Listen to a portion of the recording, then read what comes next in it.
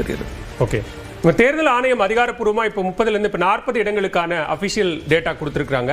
அந்த அடிப்படையில் 40ல் 14 தொகுதிகளில் அதிமுக முன்னிலை வகிக்கிறது. 40 இடங்களுக்கான முன்னிலை விவரங்கள், முதல் சுற்று அடிப்படையிலான முன்னிலை விவரங்களை தேர்தல் ஆணையம் அஃபிஷியலாக கொடுக்குறாங்க. அதில் அதிமுக 14 இடங்களிலும், தாவேக 13, திமுக 7, காங்கிரஸ் 2, பாஜக 1, பாமக 1, இந்திய கம்யூனிஸ்ட் 1 அப்படிங்கிற அடிப்படையில் தற்போது முன்னணி நிலவரங்கள் 40 இடங்களுக்கான முன்னணி நிலவரங்களை தற்போது தேர்தல் ஆணையம் அதிகாரப்பூர்வமாக வெளியிட்டிருக்கிறது. அந்த நம்பர்ஸை நம்ம பார்க்கிறோம்.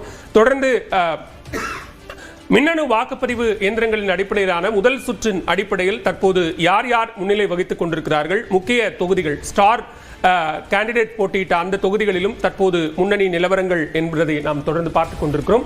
அந்த வகையில் 198 தொகுதிகளுக்கான முன்னணி நிலவரங்கள் கிடைக்கப்பெற்றிருக்கக்கூடிய நிலையில் அதில் தாவேக 85 தொகுதிகளிலும், அதிமுக கூட்டணி 61 இடங்களிலும் முன்னிலை வகிக்கிறார்கள். அந்த 61 இடங்களில் அதிமுக நேரடியாக 50 இடங்களிலும், பாஜக 4 இடங்களிலும் முன்னிலை வகிக்கிறார்கள் அப்படிங்கிற ஒன்றை நம்ம பார்க்கிறோம்.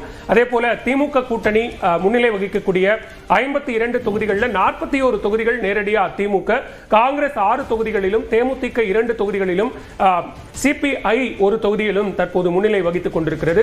அதிமுக கூட்டணியினுடைய 61ல் 50 இடங்கள் நேரடியாக அதிமுக அப்படிங்கிற வகையில் முன்னணி நிலவரங்களையும் நம்ம பார்த்துக் கொண்டிருக்கிறோம்.